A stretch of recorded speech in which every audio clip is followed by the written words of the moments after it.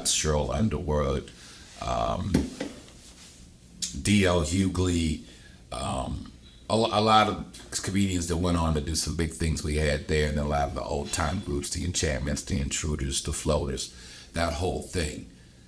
So by 99, what is going on is we're at the end of, if you followed the story about my old man, our dealings with this Pakistani cartel.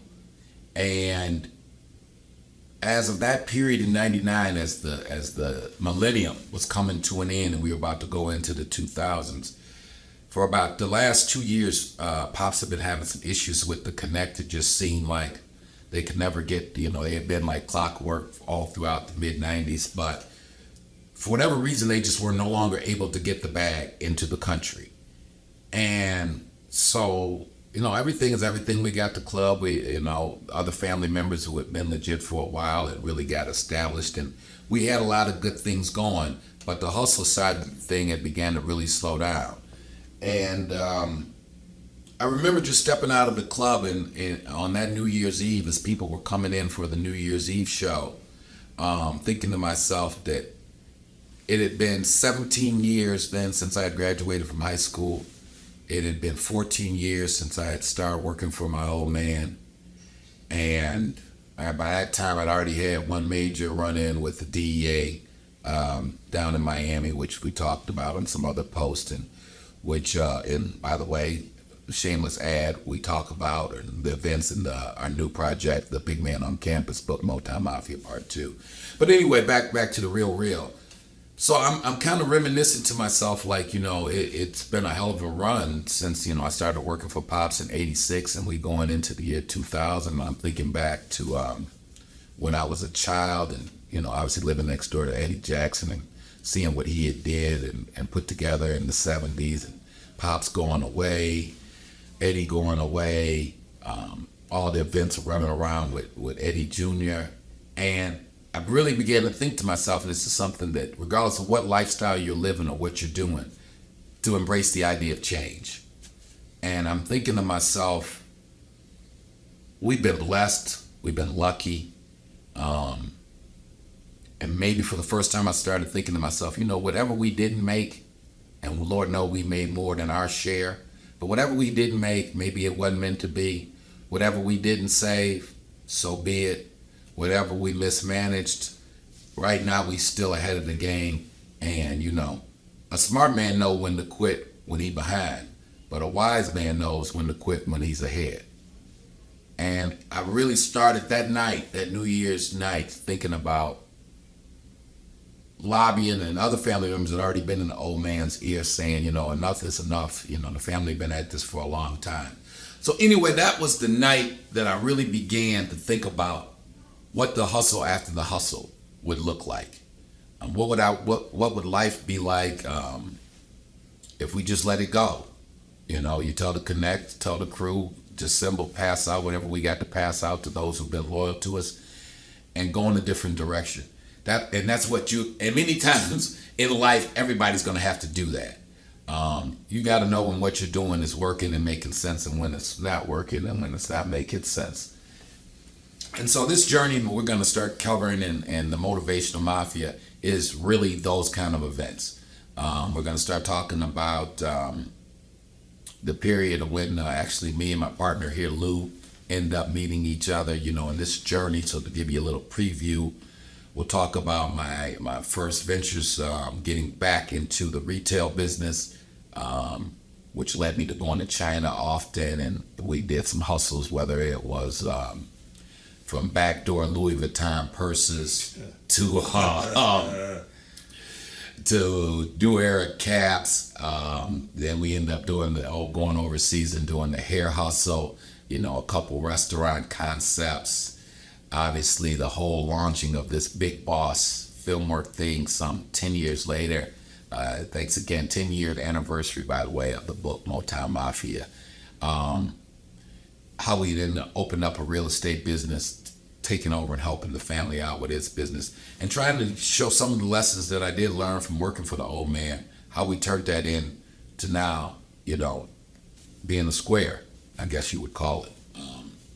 But we really think we got some insights to help share with you guys. So again, we're going to start off. We're going to chronicle it from the initial Negro League business that we opened up, and that's a little small thing. And this is an example, a happenstance idea that ended up leading to all kind of dominoes falling apart. And so just to give you an example, so it's 2000. I'm telling you, as we go from 1999 to the year 2000, we're having this thought about it's time to get out the game. We will do one more follow-up story on the Connect was having some serious problems and had been compromised, and those events would come to unfold and to haunt the family in a couple of years. But my spider senses was correct. It was time for us to go a different direction. So like the first venture, after I really had kind of sat down and the rest of the family was really in my ear and saying, Junior, it's time to do something different. You again, you've been working for your old man now for 15 years. You guys have had a great time and been real blessed doing what you're doing. It was, with some tears along the way with all the laughter, but so be it. I mean, what you gonna do for the rest of your life? So at this point, I guess I'm like 36, 37 years old. And I'm having to ask, and we all have to, it's real important in your life to know the inning and to know the score, right? So when you start reaching your late 30s, early 40s, if you blessed, you at halftime in this game called life. So I'm starting to ponder what exactly is it that I want to do with the rest of my life, right? A new job that just over broke was not a realistic option. I never had no appetite for that, no matter how much somebody else was willing to pay me. That's not who I am. So anyway, I had already had some, in working for the old man and kind of setting up some fronts or things to cover my activities, I had opened up some clothing stores and I had experience in the clothing business. So that was like my natural, it was the low-hanging fruit. It's like, all right, Courtney, if you're gonna go legit and you're gonna really focus and try to build something for the long term, above board, that you can pass on to future generations, that you can employ the family, we gonna straight up square it up, get the accountants, get the lawyers, pay our taxes, and do what we do. And so that was the thought. So at this time, it was you're talking about 01, 02, hip-hop, the biggest things in hip-hop back then. Eminem was real hot, Snoop was hot, Rockefeller and Jay-Z was doing their thing, Master P, the Cash Money crew. And at this time, everybody in hip-hop had their own clothing line. Outkast had their own clothing line. Eminem had Shady. Jay and Dame had Rockaware. Go ahead, Luke. You had the Wu-Tang Clan Wu-Wear. You had Nelly, Apple. Nelly, there you go. Nelly, Apple Bottom, Eve Fetish. We talked about some of that stuff. Oh yeah. And unbelievable to hear in this nice good hotel and still could hear your people. But anyway, so that was the thought. So I think the Eminem movie 8 Mile had just come out. Yeah. Right? At the same, so I got this idea. I'm like, all right, so what I'm going to do, it was this mall in Michigan right outside Detroit called Fairlane. At the time, it was really kind of still one of the premier malls, but it was still a mall where regular people kind of shop. So I got this idea. I'm like, I'm going to open up a store and call it 8 Mile. And I'm going to carry all of the hip-hop labels. So I'm going to have Sean John. Yeah, Puff had his line. Yes. Puff had come out with Sean John, Rockaware. And this is where my mind is at on the thing. And I thought it was a good enough concept. So I go to the management, tell the management at the mall that I want to open up this concept of this and that. And this is where reality sets in. Now, this is my idea, but the mall management wasn't so excited about, and sometimes it's just the person you're sitting down. I think my man's name was Rick Anthony. Is that the name of the guy used to run? Rick ran the independent leasing for Fairlane Mall. But for whatever reason, Rick was not a fan of 8 Mile or Eminem. You know, nice enough white guy, but he went into that. And I just remember the look on his face when I was like, I want to open up a store called 8 Mile and I'm going to have Eminem's line. He goes, I don't like that guy. And I'm like, hold on, Jim. This shit ain't about what you like. I'm trying to get some money. Right. But he kind of entertains me. And he's like, all right, well, let's talk about it. When do you think you want to open? So this is like February. And I'm like, all right, I think I need about 2 months to get open. So I go out to Las Vegas to the Magic Show, which they do it, you know, which still is the biggest clothing show. So I go to the Magic Show that February to place orders for my merchandise to open up this store in April. And so I'm placing orders with all of the usual suspects, all the people I was talking about. So we talked to people at Sean John, we talked to the people at Rockaware, we talked to Outkast people, you know, the whole crew. Come back, sign the lease at the store, but again, the mall is just not feeling my idea about this 8 Mile thing, right? So I'm like, the thought was Hall of Fame. My second thought was Hall of Fame, like Hall of Fame of rappers, Hall of Fame of hip hop, something like that. Now, at this time, now Hall of Fame got an athletic kind of connotation to it too, right? But I'm not thinking like that. So in the midst of me being in Vegas, the account that I really, really wanted was the Rockaware account, because Rockaware was just on fire. J&M was just, the line was just on fire. I knew if I had that line, I could go ahead and do what I needed to do. So, you know, I'm kind of getting spun. The people at Rockaware are like, we ain't opened up no more accounts. Everybody got an account. You got to wait, this, that, and the other. In the course of me politicking at the Rockaware booth, there's this little booth that's selling Negro League baseball stuff, right? Now, I'm a history kind of guy, and I'm a sports history kind of guy. So I was familiar a little bit with Negro League stuff, right? I knew who Josh Gibson was, Satchel Paige. I knew that at one time blacks owned their own baseball league back during segregation, and that that league had existed and it was a big deal at one time. So anyway, this young Korean guy, he just keeps bugging me. You know, at these trade shows, they know everybody's wearing a badge with the name of your store on it and yada, yada. And every time I come by, oh, Mr. Brown, please come see Negro League. And I'm just being polite to old boy, like, look, man, I'm trying to get this Rockaware so I can get this money. As fate would have it, the people, the underlings for Jay and them at Rockaware keep spinning me, telling me they ain't got opening up no new accounts. I end up bumping into a guy named Jack Jacobs, older Jewish guy, and he just struck up a conversation with me, and he's like, you like this Jay-Z guy? Because we're watching a monitor that's got some videos of Jay playing. And I'm like, yeah, he one of my favorite. And he's like, yeah, this guy's something. He's like, he's kind of like the Frank Sinatra of this rap thing, right? And I kind of look at the old guy, I'm like, yeah, I guess you could say he the Frank Sinatra of this rap thing. And he's like, so what's up with you? And I'm like, man, actually, I'm trying to get an account with Rockaware, but they're kind of giving me some issues. He introduces himself. He says, well, I'm Jack Jacobs. I'm the president of Rockefeller Clothing. Tell you what, why don't you come back tomorrow and I'll make sure I have them open you up an account. I come back tomorrow to the booth. Jay-Z's sister's actually there. Her and them informed me that Jack Jacobs and all the higher-ups had to leave Vegas early and there's nobody there to open up the account. And I'm like, oh, get the fuck out of here. Right? You gotta be kidding me. So I'm kind of off my square now. And then there's this young Korean kid study calling my name out, Mr.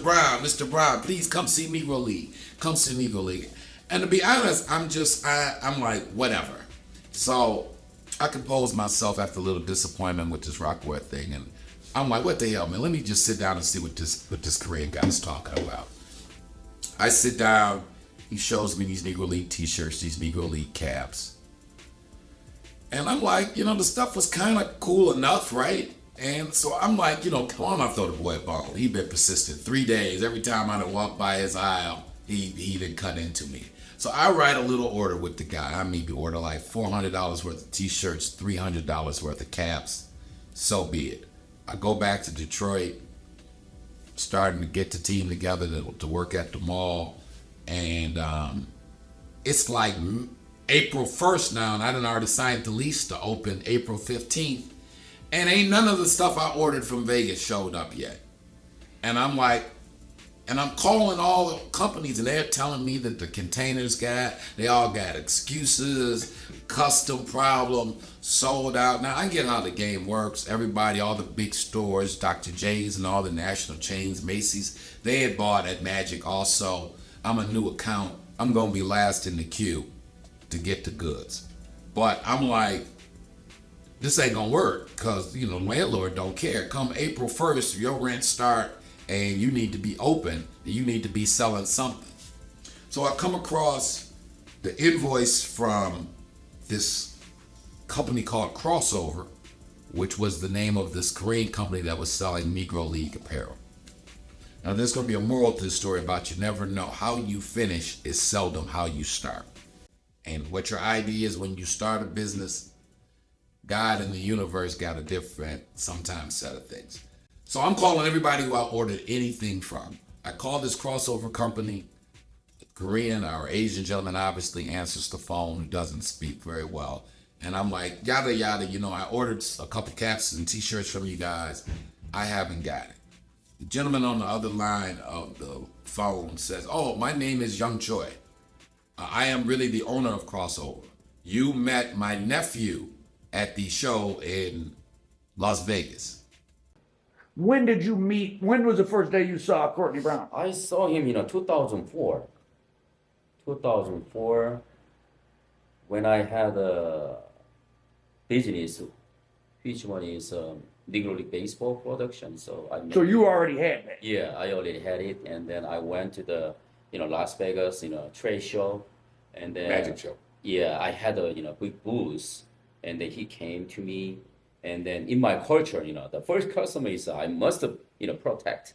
So Oh, he was your first customer? yeah, he was my first. Oh, so that's a cultural thing. The first, when you start a new business, your first customer you protect. That's Yeah, a good sure. policy. Yeah, That's good. I did it. So and then Did you have a store then? We would just open it up at Fairlane. Oh, so Really? did he sell a lot for you? yeah, I saw him, and then I got his name card. I gave him my name card, and then he called me when I come back to New York. He called me, hey, Young, I'm here, Manhattan. I had the Manhattan store too on Broadway. So at that time, it's okay, I'm gonna be there. Please wait for me. And then I met him, and then I gave him, maybe at the time, 20 years ago, Yeah. maybe, I don't know, $1,000. You gave me so much inventory. Yeah. Oh, on consignment? On credit, consignment. Man. I never knew that man. He gave me Yeah, that's this right. on. I was crazy. Really? I didn't know him. So Did you have a feeling about him, or you just? I feel that's a good businessman in this market, and also at the time that I came here from the Korea and Japan 2000, and then I met him 4 years later, and then I feel I must make a good friend in the United States because I'm new for the immigration. So. And at this time, now I don't know now, let me fast forward to 2020. I don't know that me and this man who I just answered this phone are gonna become dear friends, and that his wife and his child are gonna be staying in my house, and I'm gonna stay at his house, and that we're gonna travel all over to China together, and he's gonna turn me on to the Korean clothing cartels from LA to Vietnam, and he's gonna plug me in to how the hair world and the beauty supply. I don't know none of this then when this man picks up the phone. I just know that I ordered some t-shirts and they ain't got here yet. So he tells me, I don't know what happened with your order, but can you come to New York? And I said, yeah, because I'm thinking in the back of my mind, I was going to have to shoot a move to New York anyway, hit the garment district down there, just to get some stuff to open up the store as I sort out what's going on with all these other orders. So I'm like, yeah. He's like, okay, well, come to New York. We'll take care of you. And that's what I do. I go to New York. I meet him at 27th and Broadway, and he's driving this white cargo van. Never knew the man in my life. We talking to each other on the phone. I get in the van. I look in the van. The van is full of boxes of stuff. So I know how much $600 worth of wholesale clothes take up, and I'm looking in the back of the van, so I'm knowing all this can't be for me. And we shake hands. He tells me that I'm his first American customer, and that in his culture, your first customer or client in a new country is a special thing, and that we have to do business together for the rest of our lives, and our children's children are gonna do business. And I'm like, yeah, whatever, man. Let me run you this $600 and give me my box of t-shirts and my box of caps so I can keep it moving and start grinding my way through the rest of the garment district in New York. And he's like, oh, so you have van? It's like, what I need a van for? I'm going to just take the 2-3 boxes you got from me, send them to UPS, and need me back. And he's like, no, everything here for you. I said, no, I pull out my invoice. And I'm like, man, I only ordered a few dozen caps and a few dozen. He's like, oh, no. You take, and you pay me. I'm like, huh? Never met this man from the other side of the world in my life. So I asked him, I said, well, how much is it? He's like, maybe $8,000 wholesale here in cap and t-shirt, Negro League, for you, Mr. Brown. And I'm like, you know what? If you fool enough, you don't know you done made a good bet. Because if I take your shit, I'm going to pay you for your shit. Because again, these are some lessons learned from all them years working with the old man. You know, I ain't living like that. I ain't going to take your shit. If I take your shit, I'm going to pay you for your shit. So we go to UPS and we unload all these boxes, and I send all these boxes back. I ain't had no. My business plan was not, again, I'm going to sell Sean John and Rockaware and Outcast and shady clothing. I was just going to have some of these caps and shirts sitting around for the sake of sitting around. But okay, my man then gave me $8,000 worth of caps and t-shirts wholesale, which is roughly $16,000, $17,000 retail. We send them back. He's just like, let's stay in touch. You call me when you sell out. You tell me I send you more, you send me money. He says something very interesting that would turn out, again, a lesson, a little jewel for life. He says, in this relationship, Mr. Brown, there will be times when you need merchandise but don't have money. I must help you. There will be times in this relationship when I need money but you don't need merchandise, but you must still buy from me. Because that is the business way. You have to learn that about when you're dealing with people, so that you got to always put yourself in your partners and your other associates' situations. That sometimes you may not need what they got, but you ain't spent no money with them in a while. And to keep that relationship functioning, you got to spend some money with them.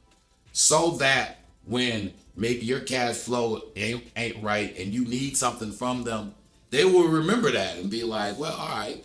So anyway, keep the story moving. April 15th, come Fairlane Mall, 2002. Hall of Fame opens up. Only inventory that we got. Ain't nobody sending me nothing. It is by fate. Hall of Fame is a Negro League apparel store. Now, the thing is, what's going on in the bigger world of videos and hip hop is this athletic retro throwback jersey Negro League thing is hot. And a lot of the rappers and people on the videos are wearing, and I'll be honest, I really hadn't peeped it. It was after the fact when customers were seeing these Negro League jerseys and stuff, and they would be like, oh yeah, didn't you see Nelly was wearing that? Or so-and-so was wearing that on that video. Anyway, the things start clicking. This Negro League stuff, much to my pleasure and surprise, day one out the gate, it just started clicking. as more fate would have it, the Detroit Tigers had decided that same year that they were going to do a Negro League commemoration. That they was going, the Tigers would dress up in the old Negro League Detroit Star uniforms. Like they was playing Cleveland Indians. Cleveland Indians would wear the Cleveland Buckeyes, I believe was the Negro League team, yeah. Mm-hmm. And they looked out and reached out. I knew somebody, you know how it is. I knew somebody who knew somebody. They knew it. I was somehow in Negro League stuff. Anyway, I do an event at Tiger Stadium or Comerica Park, the new stadium. We do about a $10,000-$12,000 weekend. So the mall thing, this Negro League thing is working at the mall. Then I do this event. I done sold all the stuff Mr. Choi done gave me. I done went through this in about 2.5 weeks. Wow. I fly back to New York. I pay him. He's like, and I need the same order now, but double. And he looks at me like, things good, Mr. Brown. And to keep it going, this Negro League thing. So then that led to me saying this throwback Negro League thing is hot. So I'm just doing throwback Negro League right now. But as people will remember, a company called Mitchell and Ness had started coming out with basketball and football and baseball jerseys. Then they were high end, they were like $400, $500 a jersey. And so now my mind is ticking that and I'll be honest, and this has made it a very easy transition out of working for Pops, because I'm making $1,000, $500 on a slow day at the mall, $1,000 on a regular day, weekend days, $1,500, $2,000 a day. It was still a very comfortable situation. So I was like, this legit shit ain't so bad. So, I can, we can make it like that. It ain't $10,000, $20,000 a day, but I'm good with it. I'm good with it. I can figure out how to make it, $500,000 a day. I figure this thing out. I know my eyes are set on this, these throwbacks, this Mitchell and Ness thing that's going on.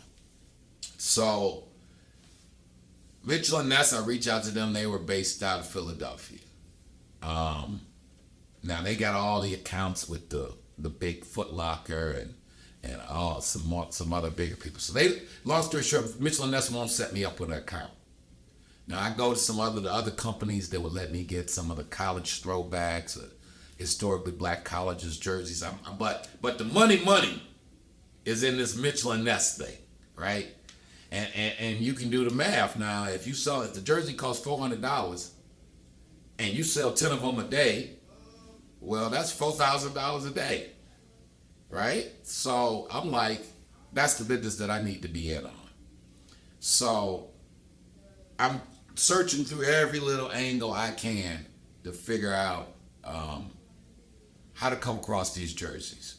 Now let me backtrack on knowing that there's a couple different ways to do some things.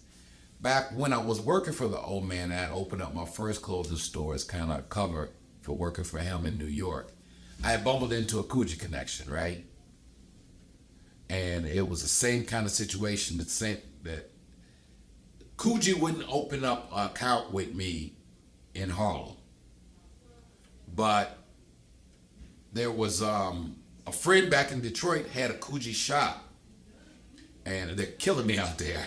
But anyway, it'll be cool. Anyway, my man had a Coogee shop, and he couldn't, for whatever reason, Coogee was hot as hell. He was on the talking about Coogee down to rings and watch film, or Coogee doing better now, Coogee sweater style. So my man in Detroit, he can't move to Coogees. I'm in New York knowing if I could get a hold of Coogees, I would bang them. I'm right on 125th Street, across the street from the Apollo. I know I can bang them.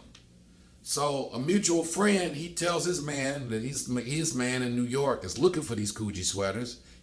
For whatever reason, you can't move him. He got a shop right above Fishbones in Greektown in Detroit. And he got it laid out. He got the Coogee sweaters. He got the Coogee women's dresses. He got the Coogee purses, Coogee socks, Coogee bow ties. He got everything. He can't sell none of it.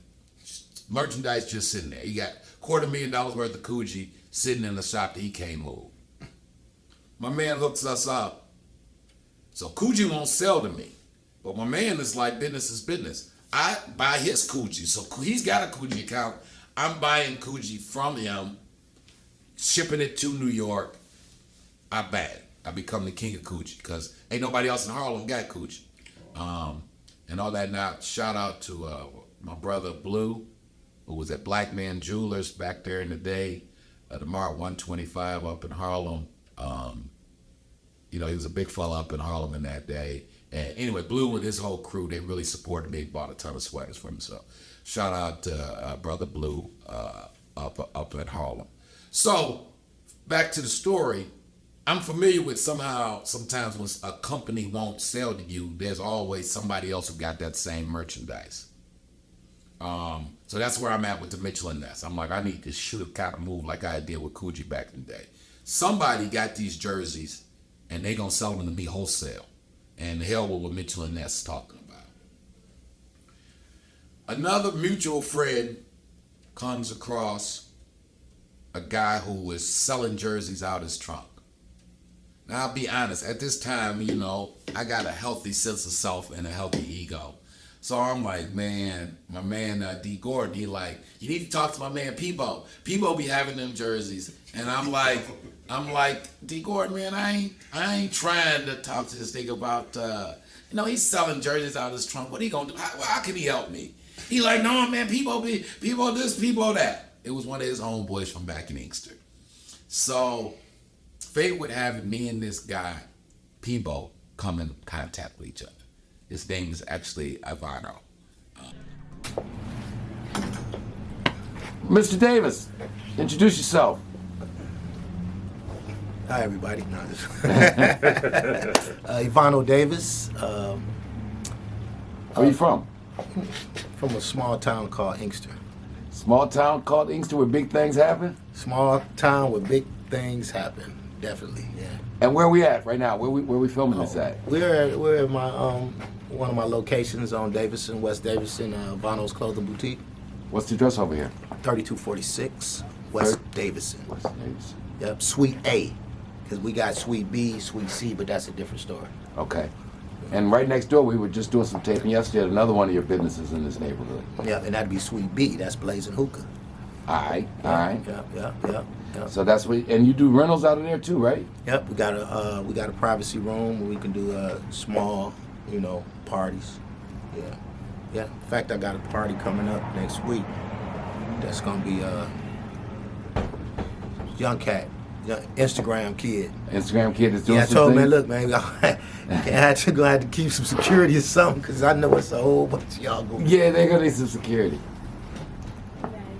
24K. Is we filming? You filming? We live. What's happening, baby girl? Nothing. You guys done heard me here. Giving Kayla a shout out always. She been holding it down from here. Yes. She's with the team. She is. Soon as she got old enough to work. She is my starting guard, point guard. Mo in me. Yeah, man, that's some point right there. Yeah. You got any touches? No, I don't think so. She looking for that blazing hook. Hookah. Alright, that's all. Yeah, let her know. After. What we got over there? Yep. Alright. Later on, maybe. If not today, tomorrow for sure. Alright. She'll be fine. She'll be fine. She'll be fine. She'll be fine. Yeah, man. So that's Sweet B next door. Sweet B. The hookah shop. Yes. All right. But your first business in this neighborhood was where? Wow. I was on Dexter. 13139 Dexter. All right. And the name of that shop is now? Now it's Gear Gods. Gear Gods. And what did it start off as? Gear Unlimited. Yeah. And what year? Let me see. 2003. 2003. 2003. 21 years ago. Yeah, 21 years ago.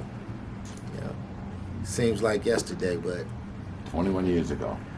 yep. My kids wasn't born yet. No. No, they wasn't. And you were a bachelor. And I was a bachelor. Yeah. And we were young and we didn't have We were gray young. hair. We didn't have gray hair. As you can see, I had grays now. But Okay. So let's fill in the people though how this all come to be. As I recall, in '03, you had a mobile service. You was doing it. So let's set the state. What was hot then? Jerseys? Yep, jerseys was hot.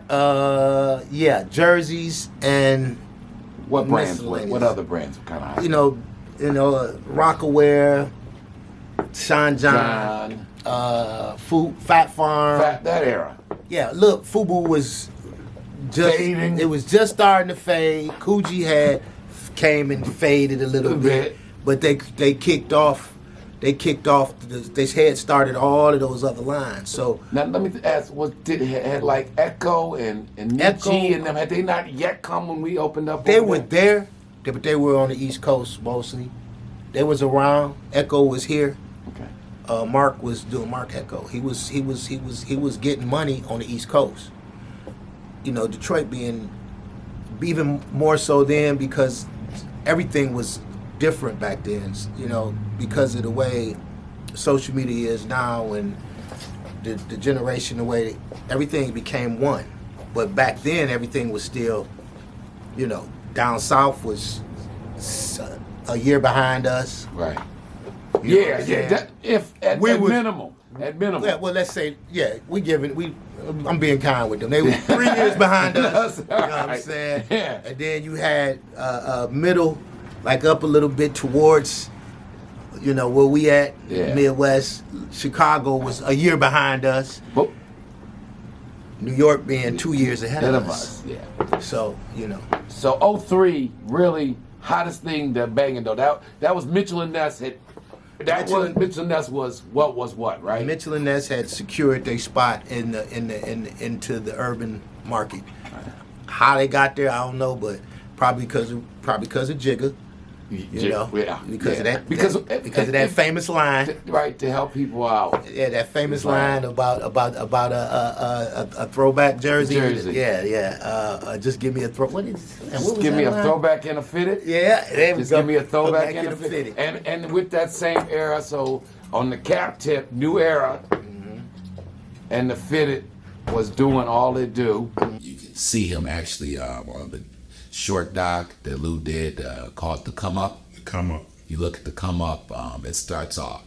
Now again, I have no idea that when I meet this man, Peebo, aka Vano, that I'm gonna one day be the godfather to his children.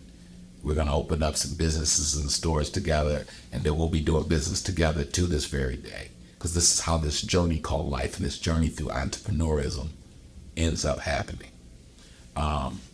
And on that note, back to the note. So we're at the mall. We're doing good. Negro League is banging. My next move is I got to get a hold of these Mitchell and Ness. I'm also observing as I open and close my store that there is a very diligent brother running this store called City Man that is right next to my shop. And I'm peeping. I see that it's owned by some foreigners, but they're American. But I'm noticing, and game, as my man Eddie, he game recognized game. So I'm seeing that they let this brother open and they let him close unsupervised. He opened it when I'm opening and he closed it when I'm closing. And I'm thinking to myself, I could fuck with this brother, he the kind of guy I could work with. And he obviously trustworthy. And that person I'm talking about is the man on the other side of this camera. Hello. So again, you don't know. That's why you do business and try to do good business with people. Look at the people around you. Notice those that you think about serious things, because you never know where chance coincidences. So anyway, back to this Mitchell and Ness thing. I got to get a hold of Mitchell and Ness. My man D. Gordon say he knows some guy selling jerseys out his trunk, but he's got a mad variety. He introduces me to my man. I'm not asking where he getting jerseys from, because I really don't care. I don't know if he got a crew that's still in the jerseys. I don't know if he got an uncle in Chicago who got the jerseys. All I know is I need these jerseys.